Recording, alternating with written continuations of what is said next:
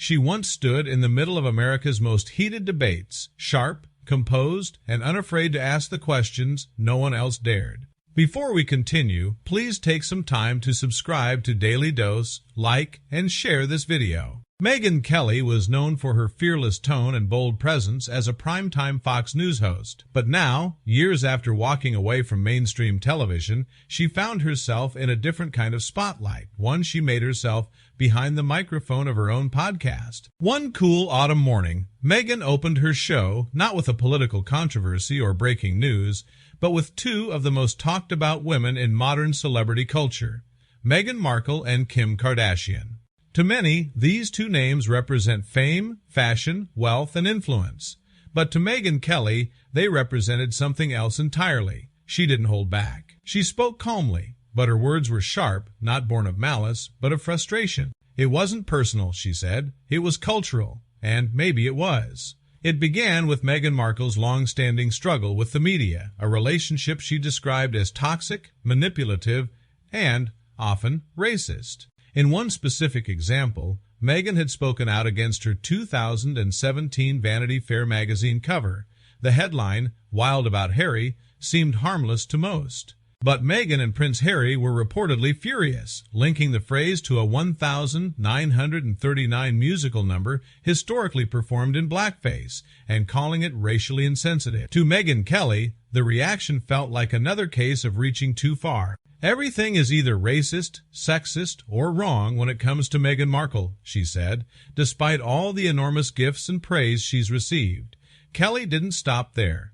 She turned her attention to Kim Kardashian, who had just been loudly booed during a live Rams game in Los Angeles.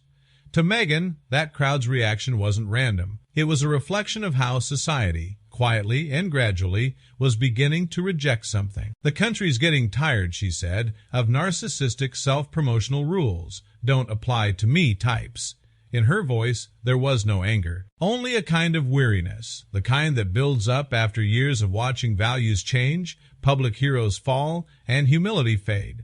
But perhaps what Megyn said next struck the deepest chord. She spoke of Queen Elizabeth, the image of dignity, grace, and restraint. No plastic surgery. No social media antics. No tabloid scandals. "Compare that," Megyn said softly, "to what we see now." There was a long pause.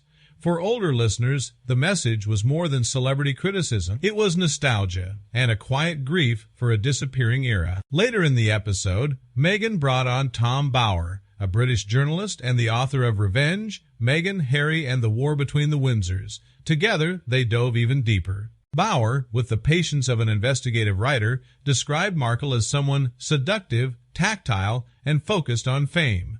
According to him, Megyn had set her sights on Prince Harry as early as 2013, following her divorce. She wanted wealth, he said. She wanted celebrity, but on her terms. That's where the trouble began. Bower painted a picture of a couple obsessed with controlling their narrative. The press couldn't be trusted, yet the pair had struck deals with Netflix, Spotify, Apple TV, telling their story on their terms to audiences around the world. The contradiction wasn't lost on Megyn. "They hate the media," she said, "but chase the approval of it at every turn." It was a sentiment that echoed something deeper, a modern disconnection between image and reality, between service and spotlight.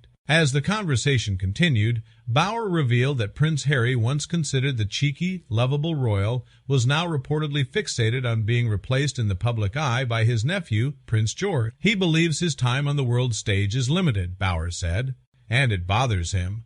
It was a surprisingly human confession, not petty, not shallow, just lost. Megyn paused. She admitted that she, too, had been surprised by how thin-skinned Harry had become. "Especially for someone born into that family," she said, "but maybe that's what happens when image becomes everything." As the episode drew to a close, Megyn didn't gloat. She didn't end with a smirk or a jab. Instead, she reflected on what all of it meant. The cultural shift, the obsession with beauty and approval, the constant need to control how we're seen. And maybe that's what made this episode so different. It wasn't just about Meghan Markle or Kim Kardashian. It was about all of us. About how easy it is to lose yourself in the reflection others create for you, and how rare it is to simply be unapologetically who you are. And in the quiet of that final minute, Megyn Kelly, once the face of cable news, now sitting in a podcast studio far from the cameras, spoke one last thought. "Grace," she said, "isn't loud, it doesn't trend, but it leaves a deeper mark than any spotlight ever could.